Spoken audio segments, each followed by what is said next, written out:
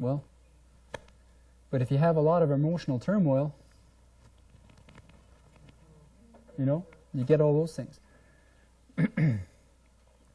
So those bodies live within us. So when we're looking at rainbows, we're looking at the earth's chakras as well, because that proves that she's a living being. But that rainbow also lives in today's electronics. When you wet your thumb and you run it across a computer screen, what do you see? 7 colors.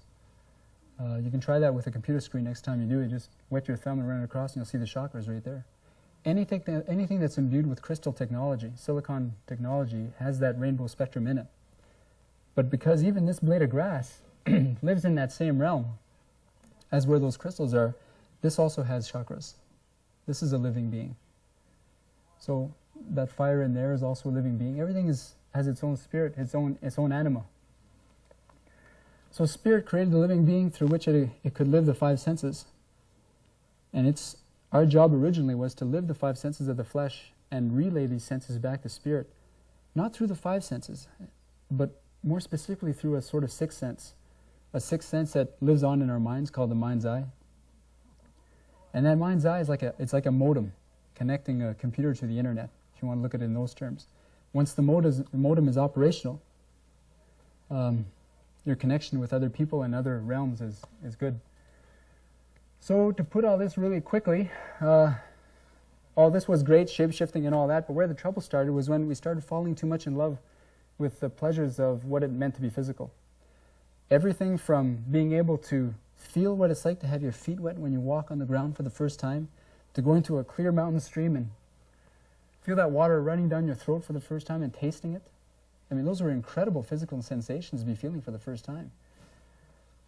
Making love was incredible in a physical body too for the first time, because even though it's awesome in these states, it's like cake on the icing here. So it's just another different vibration, but it's still the same.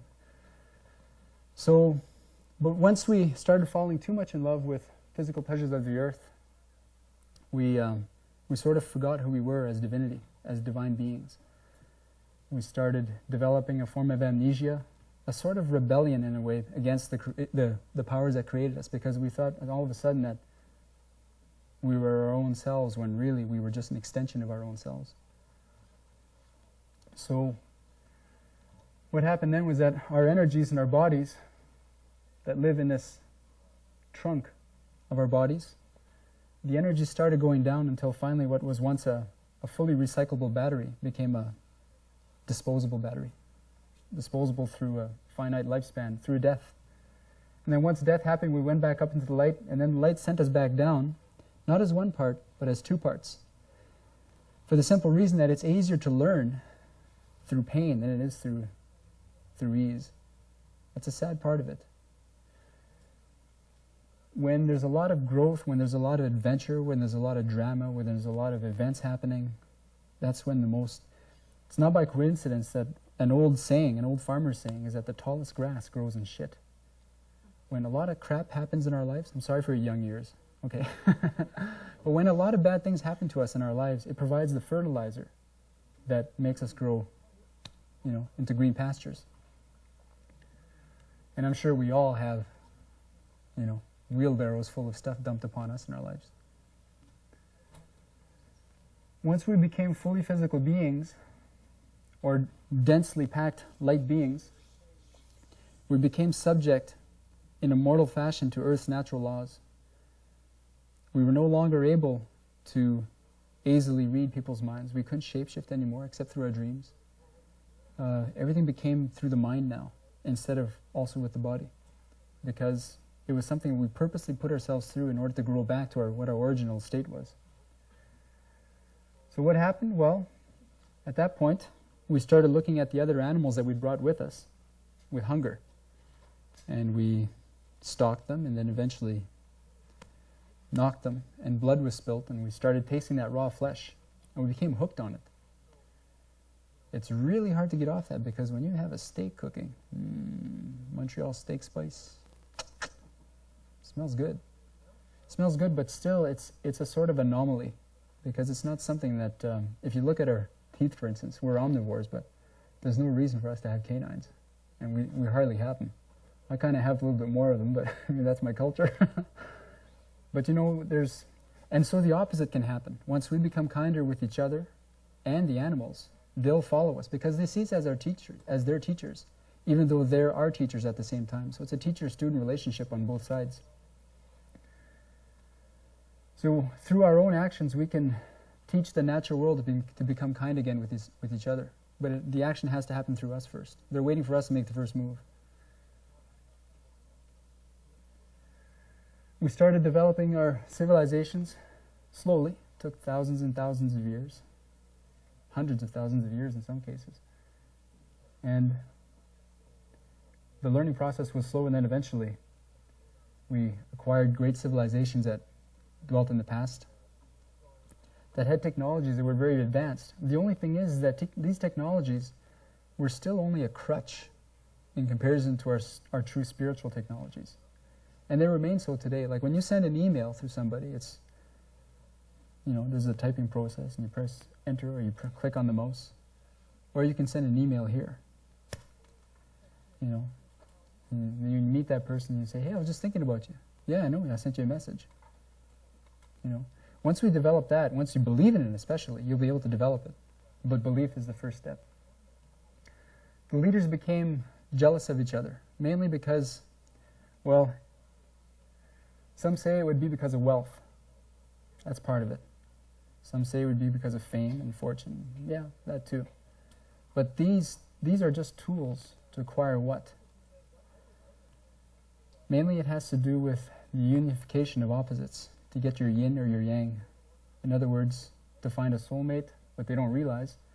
Or in their case, what they wanted was more attractiveness towards the opposite sex, or the same sex, depending on their preferences. But usually when a person wants to outdo another, it's because it's sort of like a self-aggrandizement action that they're taking to become a little bit more attractive to who they want to attract themselves. The pain is so great within us of having been separated here that some people will actually do anything to attract the most possible candidates to reunite with here. And so these great wars were started. That's got to be the greatest pain in the world. Forget all the abuse, all that stuff. That's horrible, it's terrible, it's diabolical. But when this happened, holy smokes, you're no longer your pure self. You're actually half of your own self.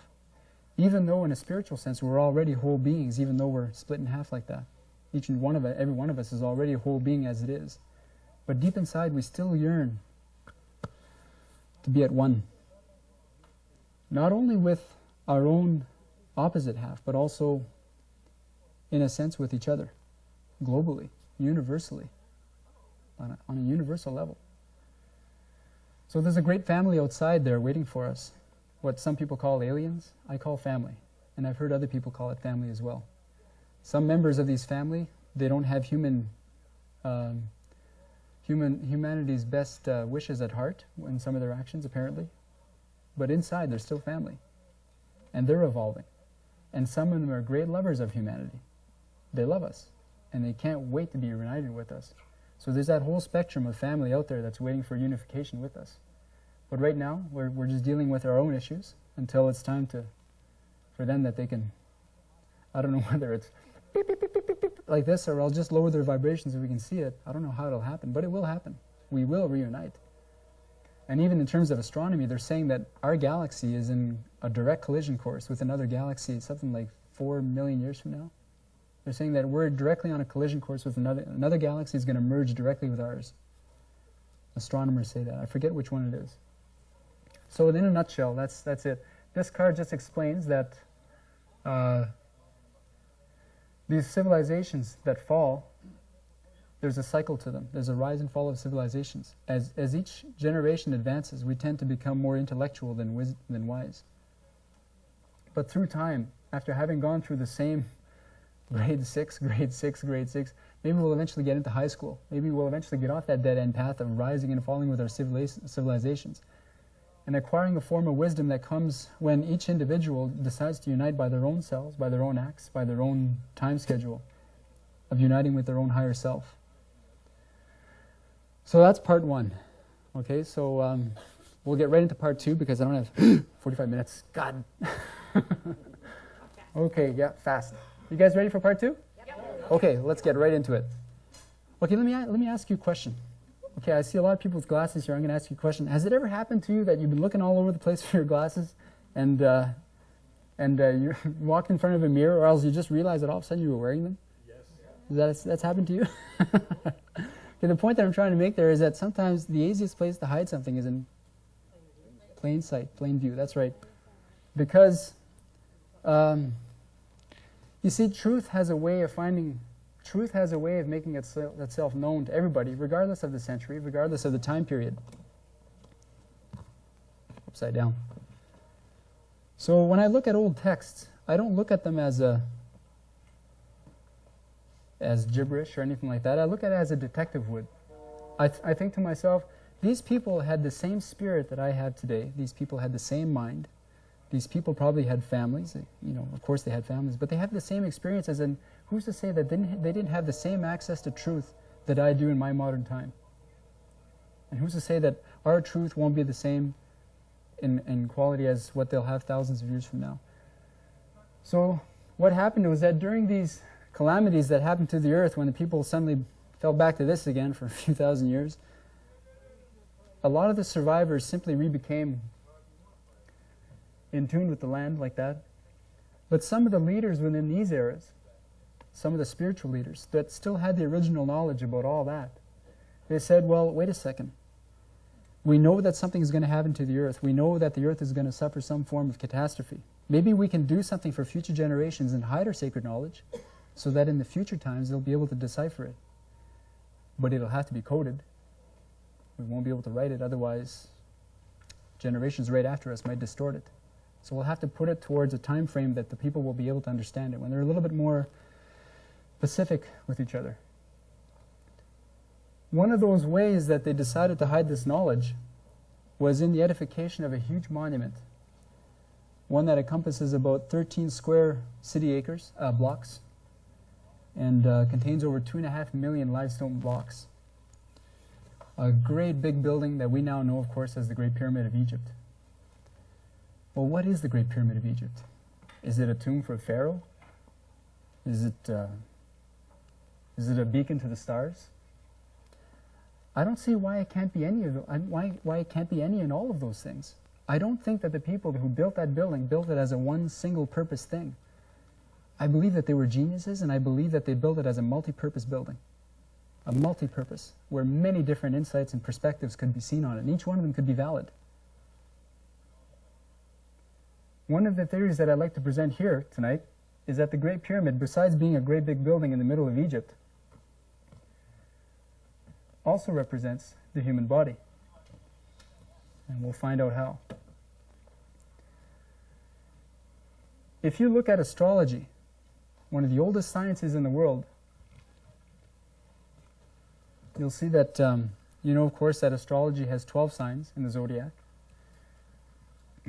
Excuse me. And these 12 signs are divided into 4 groups according to the elements. What we have in astrology are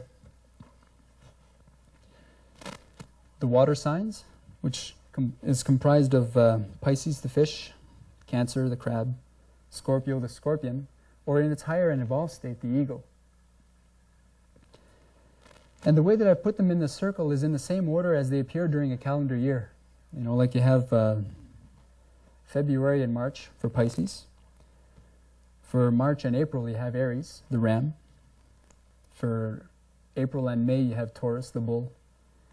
For May and June, you have Gemini, and so on. So you have these 4 groups. So I'll just do a little brief explanation of the 4 groups. You have water.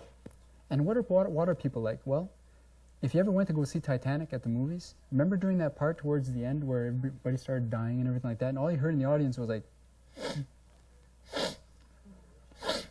yeah. Water people are very sensitive. Cancer, Scorpio, Pisces, their emotions are so deep that sometimes when they're moved to that point, they won't hesitate in letting water come down their faces. They're very emotional. And that's part of their beauty because they're caretakers, essentially. Scorpio is a caretaker, but very intense. They have more of a masculine energy. Not to say that they're man-like, but they have a very aggressive, determined feel to them. So water people are, well, they're very emotional. Fire, that's Aries, Leo, Sagittarius. Last night around the fire, did you notice how almost nobody was going like this when the fire was there? Everybody was looking into the fire. Fire people are like that. They like to be in the spotlight. That's Leo, Aries, Leo, and Sagittarius. And also, when you strike two pieces of stone together, you get a spark. So fire people, when they're enthusiastic, they're usually all fired up about something. They'll tell everybody that they know about their latest project, who they're involved with, what the latest gossip is in the village. I don't know. They'll tell everybody about everything. It's fireworks. They're energetic. It's hard to feel down when you're around a fire person. Incidentally, I'm fire. I'm a Leo. Then you have earth signs. Okay, that's Taurus the bull, Virgo the virgin, and Capricorn the goat. Now, earth signs, what are they like? They're down to earth. They're usually quite practical, very logical, usually quite stable. They won't go on a wild trip somewhere without having the home chores done first, or if the budget doesn't allow it. Whereas a fire sign will say, well, the hell with that, let's just go anyway. You know, and air will probably do that too. But earth people are some of the best people to have in positions of administration. They're excellent, excellent, excellent people to have on your side when you need to get something done. Because they're able to administrate and focus well and have everything exactly how you told them to do, or what their vision is. So those are usually the people that you find in terms of politics, business, corporations. There's a lot of earth people in there. Law, anything that requires intense mental focus and a laser beam focus, you'll find a lot of earth people in there. Air, we have Gemini, Libra, Aquarius. What are air signs like? Well, they're breezy. You can't pin them down. They're very mentally acute, and they get bored easily, okay? Libra people usually get bored if they don't have anybody to talk to. Don't stick them in a 9-to-5 office alone from everybody else. Forget it. They're born to be with people. Sometimes they like to be alone, but they have to have people to interact with. They're the sign of relationships. Gemini and Aquarius, it's always busy up here, thinking about something, turning something around, and they're always flitting around like little social butterflies, talking amongst different groups of people about different ideas. They're eager for ideas. So those 12 signs of the zodiac, the magic begins in terms of the pyramid when you link up the signs with each other, the groups. For instance, you take water and you make a straight line linking with the other water sign and back here, and then what you get is a perfect triangle. 60 degrees an angle between all of the angles, you know. And you do that with the other 4 groups, earth, air, water, and fire, and what you get is 4 perfect triangles in a 12-star shape. What happens is that when you take each one of those triangles and you separate them from one another and you lean them up against each other,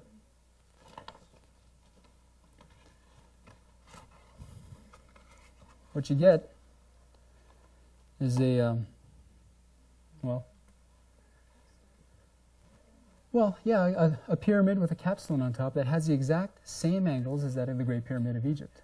51 degrees between the angle of the slopes of the pyramid and the base, right here. Glad I don't have body odor. But 51 degrees exactly. The Great Pyramid of Egypt is essentially a giant astrological pyramid. And you'll hear Edgar Cayce talk about that in his books. He's talked about how the pyramid is actually a Bible in stone. Helena Blavatsky, one of the metaphysical writers, she talked about it. A lot of authors have hinted at it. So each side of the pyramid represents one element. And each side of the pyramid also has 3 signs. Now in astrology, there's also 4 fixed signs. And they're called fixed because they're, I'll put it bluntly, they're stubborn as hell. They're obstinate, pig-headed. You can't tell them what to do, how to think, how to be. Forget it. And what are those signs? Well, they're usually Scorpio, Taurus, Leo, and Aquarius. You can't tell them how to be, what to think, what to do, because they operate on their own set of rules, their own authority, their own, unless something comes directly from Spirit, or if they're humble enough to accept guidance from somebody else, you can't change them. Forget it. Impossible. Where do we find those signs on the pyramid? Because they're fixed, if you were to take the pyramid like this and put a string up there and spin the pyramid around, you'd see that while the bottom of the pyramid goes all over the place, the top of the pyramid stays relatively centered. And you have Aquarius, the water bearer, in the shape of a man, Eagle for the scorpion, Leo the lion, and Taurus for the bull. The 4 creatures of the apocalypse that they talk about in the Bible. The Bible talks heavily about the Great Pyramid. It's just encrypted. But they talk a lot about this. Some different things. Yeah? What about the 13? Oh yeah, I'll get to that. Yeah, we're getting to that soon. So, seen from above, the Great Pyramid has those 4 elements. This is where we're going to get into it. Now, when you climb to the top of the Great Pyramid, you don't come to a point. There's no capstone on top of the Great Pyramid. Some historians say that at one time there was. But a lot of Greek philosophers, Herodotus, apparently in one of his dialogues he mentioned how, well, he doesn't mention the capstone, so everybody assumes that the capstone wasn't present. A lot of people also believe that the capstone on the pyramid was never meant to be visibly there, but only ethereally, spiritually in a sense. And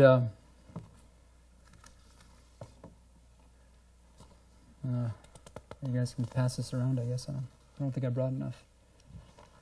But when the founding fathers back in mid-1800s, when they designed the Great Seal for the dollar bill in America, Freemasonry is different now than what it was originally. The original goal of Freemasonry was to hide sacred teachings for future generations, to safekeep them, for when future generations would be ready for them. But as with any group, when you have a lot of money and power, sometimes that corrupts you. And some of those guys within those groups said, well, wait a second, why empower the people when we can enslave them and make more money off them? So Freemasonry eventually went like this. One small group went like this, and one very large group went like this. And these are the ones getting the bad rap today. But the original guys, the original brotherhood is still alive. And they know about the guys that are getting all the bad stuff. But some of the original guys are still there. They still have all the sacred teachings. Because in Congress, they wanted to, it was decided by Congress a few years ago that they wanted to change the Great Seal, eliminate that because some guys within Congress said it has no meaning today. But for some reason, all of a sudden, the bill was rejected. The seal stayed. People know about it. There's people in that society that know. So what is the Great Pyramid? Well, again, as it represents the human body, the Great Pyramid itself, in its physical form, represents our body. And the way that we relate to spirit, or our own higher self, or creator, however you want to call it, the higher entity, the great mystery, is through that modem, that third eye. And the ethereal capstone would represent something equating with that higher entity of ours, that spirit. The same one that you'd find on the back of the dollar bill there. Okay, so now we're coming to this. This is where your number 13 comes in there. A couple of thousand years ago, a guy came along and said, well, you know what, I'm going to start traveling with 12 other people. And I'm going to start sharing the teachings that I've learned from my masters and teachers during my 18 wandering years that aren't mentioned in the book. And he said something like, every one of those 12 people around me will represent one sign. Because as the one in their entourage, in their midst, I'll be the 13th sign. In other words, I'll be the one that contains all of the signs. But the beautiful thing about that relationship is that these people aren't excluded from that. When you find yourself in that kind of environment, each one of these people also becomes like the 13th sign. They have that option as well, depending on whether or not they choose to take it. When we fuse with spirit, we become a 13th sign, which doesn't even have a sign anymore. We become at one with immensity. Then there's no reason for us as a person, as an individual, with our own unique personality, not to get along with another person, regardless of their personality. Because what they contain is now what we've taken into ourselves. Oh, you like water skiing? Oh, I've certainly tried it myself and I like it. Whereas before, don't get me near water. I'm almost drowned when I was 5 years old. But I've made my peace with it, connected with spirit, and now I can fuse back again with water. And I can accept that within you. See that? So, by fusing again with spirit, we become again like that 13 sign. So again, the number 13 is not an unlucky number at all. The Freemasons knew it. And of course today when you go in some buildings in downtown, whatever, the 13th floor usually isn't there on the elevator. It goes 12 and then 14 on the buttons. But they know about it. And the bad guys, the bad guys that are trying to take apart what the good guys are still holding, they're getting the bad rap. But the good guys still exist. It's just that they're not coming out in the public. I don't know what they're waiting for.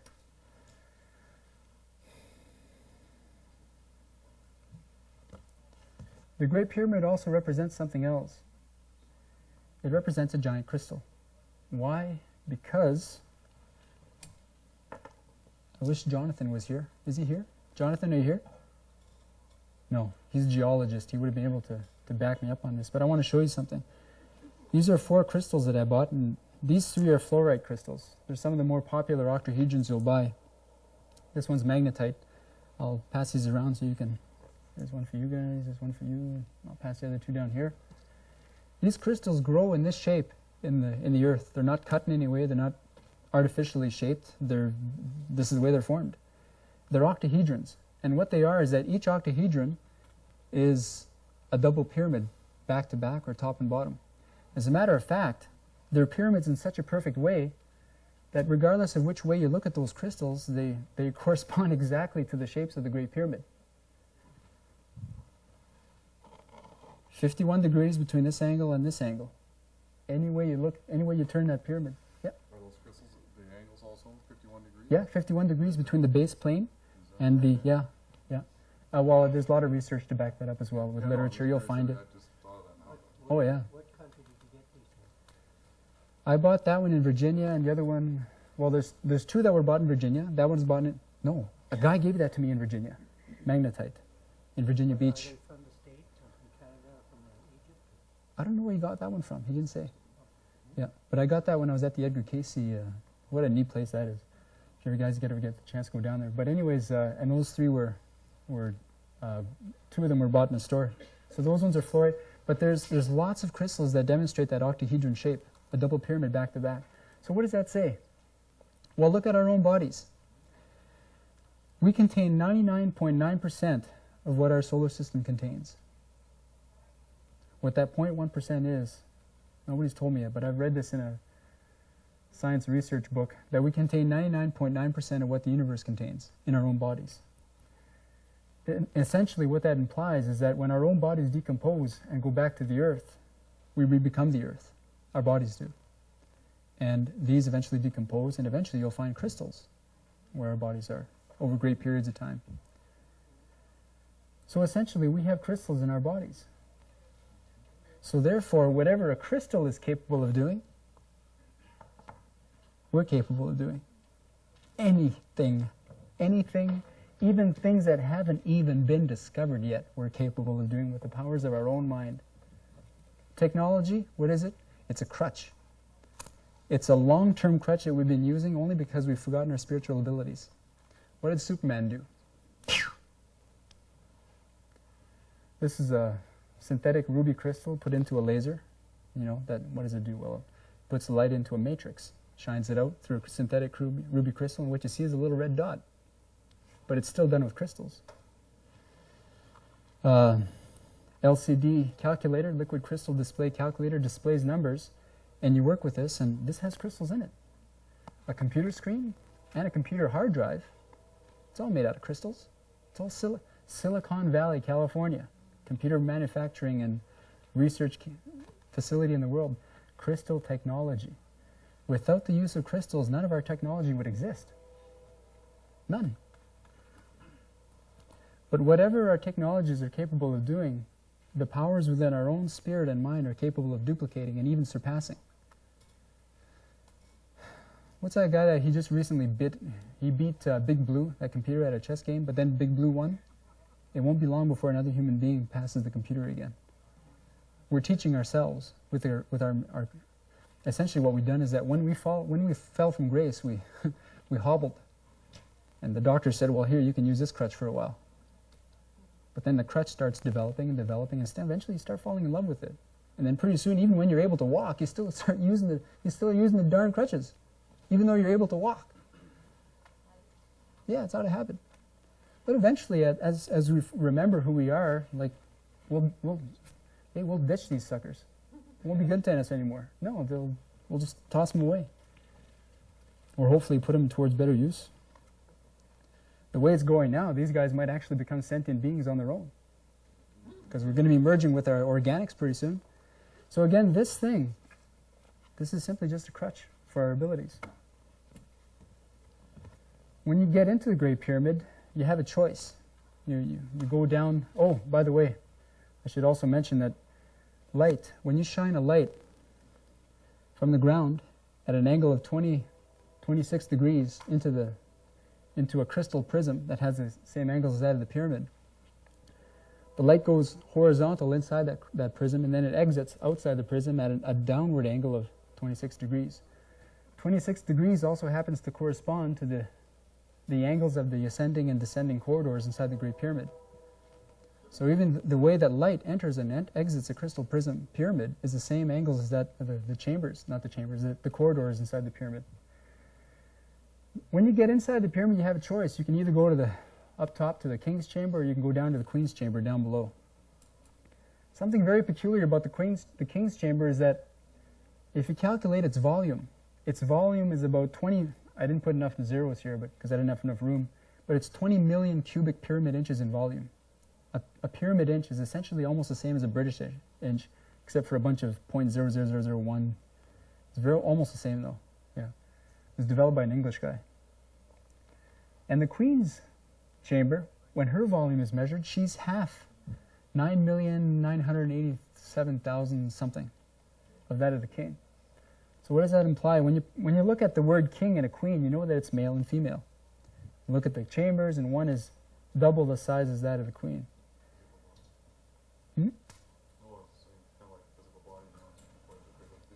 Well, yeah, on a physical scale, like we got the brawn. This is where it's at. Like, I mean, this is where our power is as guys. Because, look at this. Not too many women are capable of doing that. But that's what our kind did thousands of years ago. Some women did this, but they were the exception. This is where woman power comes in. Chaldean numerology. A form of numerology that predates actually any numerological system out there, including Pythagorean and even Egyptian numerology. Chaldea was once a part of ancient Mesopotamia, which is now known as Western Iraq. And they studied a form of numerology that, this is anglicized. A number of authors have anglicized it in the late 1800s, and this is the equivalent that they found. And each letter in the alphabet corresponds to a certain number and a vibration, so that when you say your name has a certain power. In my culture, in the Cree culture, when we say our name, it's only during ceremony. Why? Because it has a certain power. You only say your name during that ceremony, because otherwise you're wasting that. It's like having a tea kettle and opening up the tea kettle, let the steam come out when you're not going to have it. Keep the lid on. Take the lid off only when you need that power. When you say your name, your sacred name, for those that have one, it has a power. So when you take the words king and queen and analyze them according to Chaldean numerology, what you come up with is this. The word king comes up to 11, and queen, when you add up her numbers, it comes up to 22. Double of that of the king now. Ooh. Is there any reason why there's not a 9 on the... Yeah, I'll get into that too after. Yeah, that's a good one. Thanks for reminding me. If it were up to us guys to give birth and populate the world, we'd be we'd be totally extinct. We're not capable of handling it. Yeah, we don't have the emotional and mental fortitude that it takes. You guys are able of tremendous sacrifice, where we are pain threshold. Yeah, we're capable of great sacrifice too, but in different ways. Our strengths complement each other. So imagine what they can do when they're combined in the same physical body as one. Just like how, again, if you think about our original gender, I kind of always say to people it was more like the color purple. You didn't really see red, you didn't really see blue. It was a mixture of both. We could go more towards appearing like a woman, more towards like how like a man appears, depending on our will and intent. Or you could appear as an equal blend of both. It just depends on what the will was. So, what is the Great Pyramid? Essentially, you're looking at yourself through a magic mirror. When you're looking at the pyramid, you're looking at your own self, but you're also looking at the earth. The earth has chakras. There's certainly a third eye in the earth. When you know that song, Eye in the Sky? Yeah.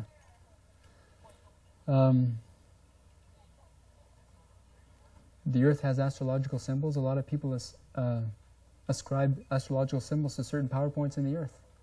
This is a Leo city, or that's a Libra area, or something like that. You'll hear that. Now the Great Pyramid, now okay, wait a second. We've covered everything here except for that snake. How in the world does a snake relate with the Great Pyramid? Well, look at Mayans and Aztecs.